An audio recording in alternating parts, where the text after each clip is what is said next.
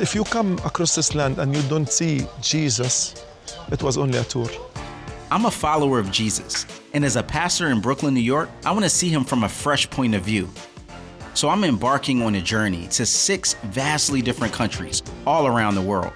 We're the most extreme nation in the world when it comes to these values. Every culture I've encountered has revealed something unique about the character of Jesus. We need to begin to look out for each other. And shown me the limitations of my own way of seeing things. It's a loaded question. I'm ready to discover, to be challenged, all with the hope of knowing Jesus more. I'm Rasool Berry, and I'm in pursuit of Jesus.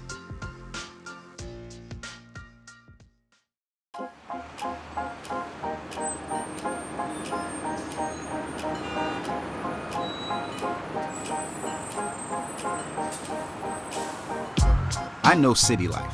I was born and raised in Philly. Since then, I've lived around the country, Orlando, Washington, D.C., and in America's heartland, Indiana. But nothing compares to where I live now, New York City. It's massive and imposing. This place is the financial, cultural, and media capital of the world. It's an icon of the American dream. New York can lift you up, but it can also take you down. So before I start my pursuit of Jesus on other continents, I want to explore New York culture and what Jesus looks like in this city. Since I moved to Brooklyn, I've been wrestling with the best way to fit into the city's hustle. Life here moves fast, so even getting food requires efficiency. And nothing is more efficient than the New York hot dog. So what better way to start this adventure than by enjoying the classic American meal that originated right here? People have this hot dog for their breakfast, 7 o'clock in the morning. We are rolling 7 o'clock. New York's a microcosm of the American experiment, a city of immigrants and transplants with vastly different backgrounds, all struggling to maintain their own identity and what it means to be part of a larger American identity. These cultures find a way to live together, sometimes in the same neighborhood, and sometimes in the same person, such as an East Asian man selling a German hot dog in a city founded by the Dutch. This is Brooklyn right here. This is what Brooklyn tastes like. It tastes like a Fulton hot dog, King hot dog, washed down with some pineapple drink. Not juice, but drink. The struggle to survive is the reality of living in New York. Each wave of newcomers trying to find their place and finding a way to pay rent. Growing up in Philly, I thought I was used to the hustle, but here, it's on a whole nother level. New York is just always alive, always something to do, always a place to go. People are always hustling. We are all trying to make it, and it can be very stressful because the way we live, we're living on top of each other, side of each other. That gets to be a bit much. It's just nonstop, even at night, people don't stop. I wish they would, especially around my way. It's just, This is my childhood friend and New York native, Taryn. We met as classmates at a boarding school for low-income students. And like many New Yorkers, Taryn's default is to talk about frustrations with the city. But I can tell there's no place he'd rather be. What do you see the difference between Philly and New York? It almost spoils you for anything else. Like here, people have the mentality, if the opportunity ain't there, I'm gonna make it. I'm gonna make my own opportunity. I'm gonna figure something out. I'm gonna be creative. You hear you talking about 8 million people in a concentrated space. Like everything is just kind of based here, and that's just a different order of magnitude. It's just on another level, and I see that now in a way. Thank you. Thank you. Yo, that looks amazing.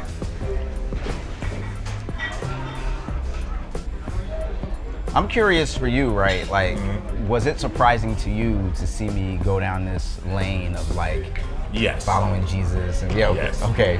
Okay, because for one, I almost thought you was Muslim at one Well, I didn't point. eat pork, so Right. that would have been a good reason to think that. My name was Rasool. That's another. Right. And you being so good at school and then going to Ivy League, I thought you was gonna either be like a lawyer Yep. or a doctor of some sort. The plan was law. I think you would have did well.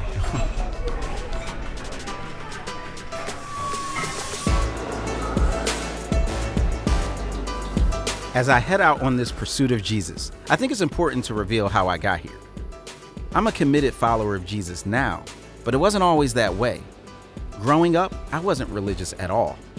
Jesus followers were those people, not my people. Jesus was a good person that lived, that existed.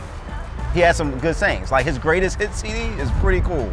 Like, do unto others as you would have them do unto you. #1 jam, right? I just didn't need it. Like, I had my own basis for how to live, and I had a basic sense of what was right and what was wrong, and that was enough.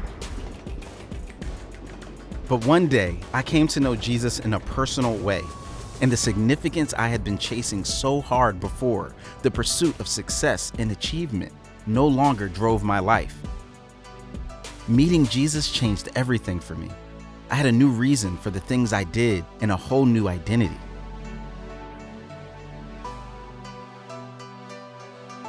And speaking of identity, I'm headed to get my locks retwisted. Historically in my community, people do life in barber and beauty shops. It's where people go to get their hair done, but it's also a place people simply go to talk about life. Brielle's been doing my hair for over 15 years and has seen me through several hairstyles. You know, this is actually my second go-around with locks. Your line? Oh man, when he cut his locks off, we was all sad. What was the reason behind cutting your It was locks off? sad. Wait, first, I gotta tell you, I didn't tell most people I was doing it. I remember walking into the church and folks literally were falling out and yelling like, ah! It was so funny. I was not prepared for the level of investment people had. But for me, in terms of why, it had become so much of my identity that it was like, I need to remind myself that my character, my person, my persona is not bound up in my hair. Fine. I am not my hair. So wait, would you agree with that? He is not his hair? No, none of us are our hair. Yeah. And that is facts, right? Like, I am not my hair. Yeah. You are not your hair. Exactly. But simultaneously, your hair is as important as your clothing. Yeah. So you also aren't your clothes, Right. but it can send different messages depending on what you do. I mean, you know, people use their hair to hide from people, to hide from their own truth, to hide from the truth that they don't want other people to see. And it's also being aware of that. What are you hiding behind? If you are Asian and you want your hair super, super kinky, I'm gonna let you know that's not your truth. You know, it's not. Right. And you can get it, but there might be damage that happens to receive this that you want. And to me, that's where God comes in, where Jesus comes in hair.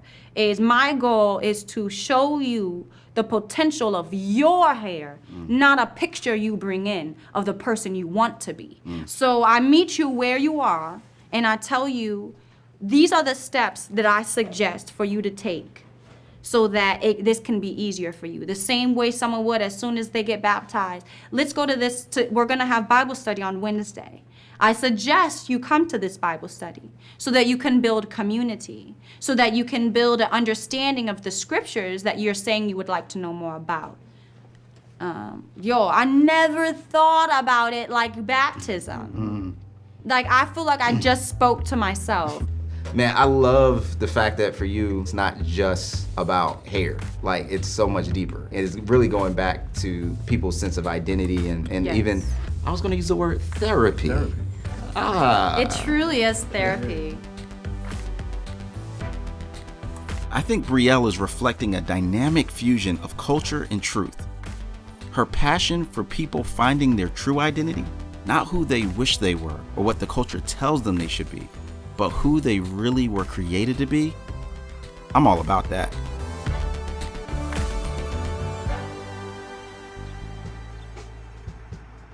One of the first things I did when I got to New York was find a local place to get a good slice.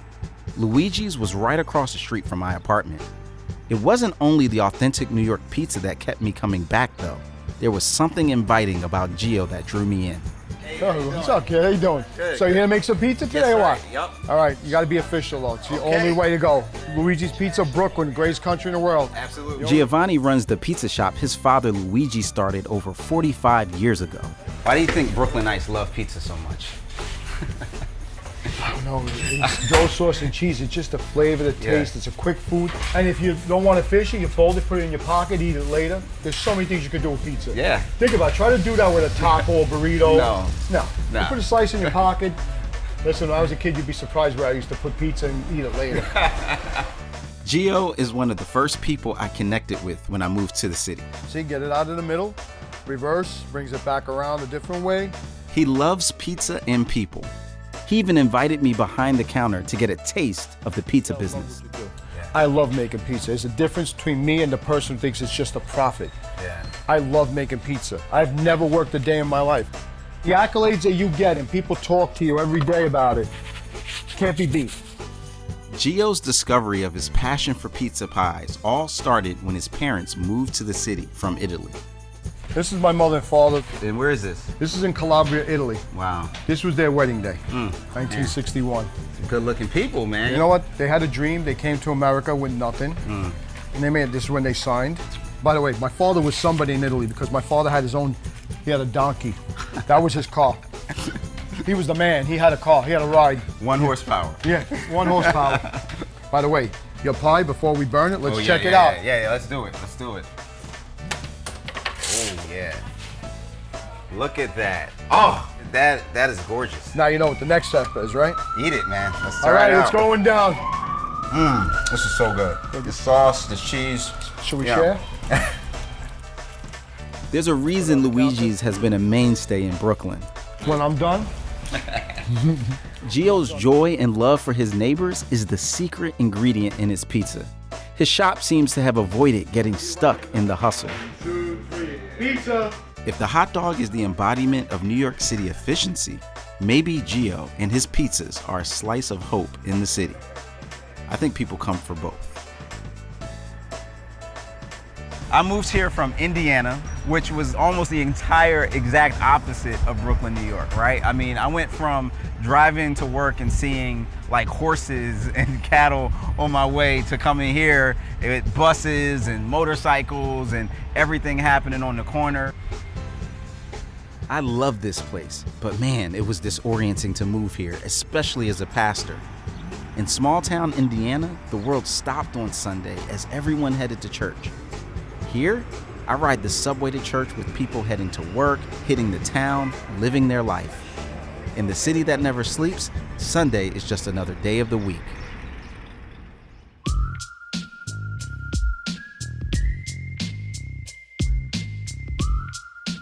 I can't make the New York hustle go away, so I've had to adapt and get reoriented. It's forced me to think about the difference between cultural Christianity and the core message of Jesus, his priorities. This is my friend Elizabeth. As my family and I were getting settled in New York, Elizabeth really supported us and helped me understand what Jesus has to say to New York culture. New York is home for me. New York is a city of amazing, diverse, passionate people who are also searching, who are also really hungry for like an authentic encounter with Jesus, but don't know it yet. I could share the most authentic experience I had with Jesus and they would celebrate it and be like, do you, boo-boo? Yeah. Right? Like, it's like, that's cool for you and that's cool. And they totally validate the spiritual experience, but like, that's not their truth. I think people are searching for purpose, but don't know that they're searching for purpose. I think they're aware that they're searching for pleasure and fulfillment, and typically that's coupled with dreams of having a family or this amazing career, but really they're just chasing after themselves, from what I see. Okay. Because there is no higher power that requires submission. And so it's just a higher power that really is a reflection of your own desires. Wow. That's how I see it. Yeah. Yeah. That's interesting. So Jesus oftentimes doesn't meet our expectation. What were some ways that maybe your expectation or what you wanted from him was different than what he actually said, this is what it really means to follow me? Ooh, the take up your cross, the deny yourself, that side of Jesus. People don't talk about that side of Jesus enough. I think when you can connect a no to, I'm doing this to protect you, I'm doing this because I love you, it's much easier to I don't want to say restrain yourself, but submit. And so it kind of blew up my preconceived notion about what freedom really is. I don't think true freedom is like life without restraint. I think true freedom is life with the right restraints. So but that whole reality, how do you even explain that to someone who's like, nah, I don't serve anyone or anything? How do you prove that, essentially? I have some days a love-hate relationship with New York, but if you're a believer living in New York City and you cling to Jesus and his people, you will thrive and you will see crazy, amazing things. I tell you my soul, but you better have Jesus now. I tell you that's all. New York is a magnet. It pulls together people pursuing skyscraper-sized dreams and striving for a better life. That pursuit has brought about incredibly impressive culture and creativity, from Central Park to Broadway to the Brooklyn Bridge. But underneath that universal human pursuit lies a temptation to lose track of what's important, what's good, and to only serve ourselves. If I were honest, part of my motivation to be a lawyer, like Taryn mentioned, was the status and prestige that came with it. But Jesus flipped that upside down and taught that life is about serving others, that following him means denying ourselves, and that to gain our life, we must lose it. When I began following Jesus, he taught me the way up was down, serving others. And I discovered a personal calling to serve people as a pastor. When we look at New York through the eyes of Jesus, we don't just value the people at the top. We value the people life has beaten down and left behind.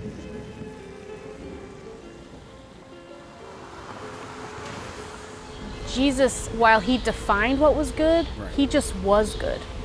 And so if we are like really walking with Jesus authentically, showing our sin, our love, our passion with other people, that changes people. It's like I see a person, I don't see a list of rules. Julie works at Communitas Church in Manhattan. About 90% of the people who attend Julie's church are homeless. I've never seen a church like it before. In spite of struggling with the harsh realities of poverty, they gather to worship Jesus and serve each other. I will venture to say that at 66,000 homeless people, that New York has more homeless people than any city in the country. Yep, it's also the fastest growing population in New York City. Fastest growing population. In New York City. Wow. There will be 60,000 people sleeping in a shelter tonight, city-run shelter. But that's not enough beds. There will still be people sleeping on the street tonight. And you're talking 49% of New Yorkers live at this level where within 3 months, one decision, they can be homeless.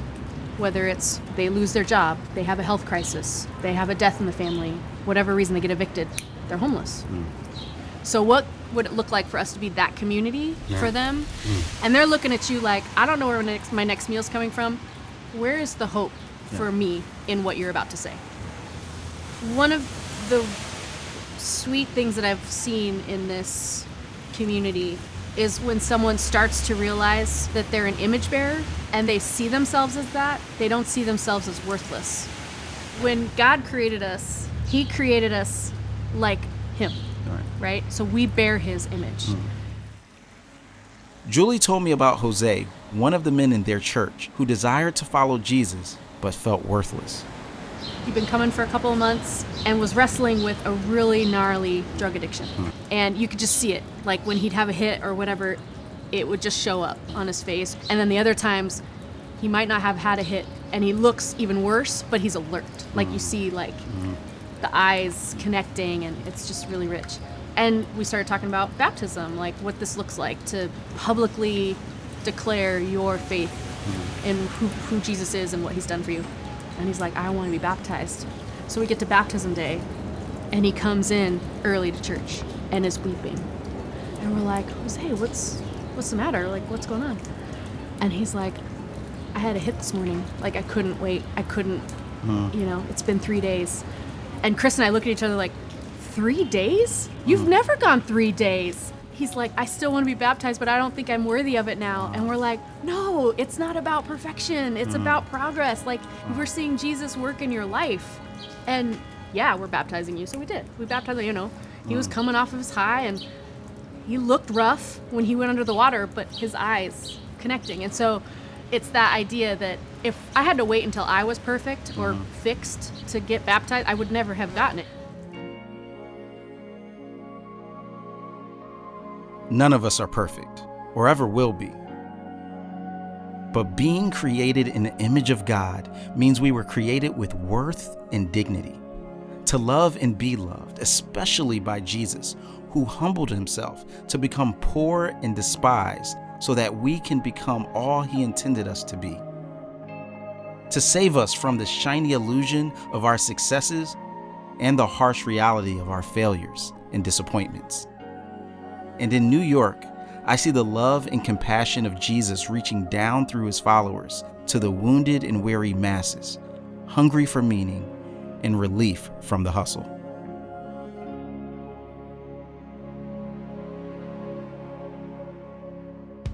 Before I leave New York, there's one more friend I want to talk to. He wrote a book about his love for the city called Mikasa Uptown. So this was you as a kid. Oh, listen, coming dude, like faithfully.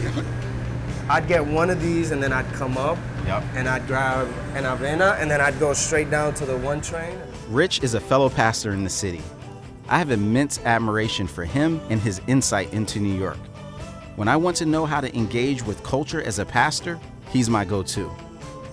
We're in his neighborhood of Washington Heights, about to take part in a breakfast called Avena, a nostalgic reminder of his Dominican heritage. This is a morning drink. I mean, I'm not used to putting oatmeal in a cup, but I'm here for it, though. I'm here for all of it. I'm here for all of it. He said I'm here for it. Yes, absolutely. Creamy, sweet. It is very sweet, I'm sure. But it's hitting me with that, like, I'm still getting some grainy, like. Oh, yeah, it's still oatmeal. It's still oatmeal. Man. This, on a cold day, cold morning, this is it right here. And it lightens you up too. This is changing my perspective on life right now. It warms you up, it fills you up, and it lightens you up. That's a slogan. Yeah. We should pitch that to somebody. Yo, this is delicious. This is home. I'm 35, I've been here for the last 31 years. It's captured me, man. This is not a godless, barren land as much as people think. I think New York City has been pegged by the Christian community as a very lost place. And I kind of cringe when I hear people say that. As a native, but also as a Christian, I think I cringe at that because we're all on our journeys to discover God. And I think people are hungry for meaning. I think people are hungry for purpose. I'd say it this way, as one buddy of mine in the church says, everybody wants to know their place in the universe. Everybody wants to know their place in the universe. And I think the journey of self-discovery ultimately leads you to Jesus. You peel enough layers and you'll find that marred image of God down there. Like, I'm just another person in this community, and sure, I wear a ton of different hats, but I live in this neighborhood. This is just, my culture, and somebody that is in this tattoo shop can contribute something to me that will make me more like who God designed me to be as I can to them. And I think the beauty of that is that it speaks to our interconnectedness or our interdependence more than I think the Christian culture acknowledges. Like, don't come into an environment like this and neglect the beauty and the inherent value that already kind of exists here in communities like this. We all have inherent value. We all have something to offer. It's the way we were meant to be. And yet, the culture of self-discovery in New York teaches us even more. Following Jesus is a lifelong journey. We're always peeling back the layers of our humanity on our way to following Jesus. As Rich and I talked about my pursuit of Jesus around the world, he reminded me of the importance of remembering my roots, my identity. I say, keep your eyes open to the worlds that you're gonna step into because God is there, right? But bring Brooklyn with you because we're interdependent. We're more connected to one another, as Martin Luther King Jr. would say, than we imagine. And so I think bringing Brooklyn with you, bringing New York with you, you'll realize, oh, our stories aren't so different. They're unique, but they're not so different. That's great. So I got this idea. So now. It's a step of faith, a risk to go to new places and gain new experiences. You never know how you might be changed. As I head out, I have great anticipation and at the same time, caution. I want to engage with the cultures of the world, yet not be swallowed up by them.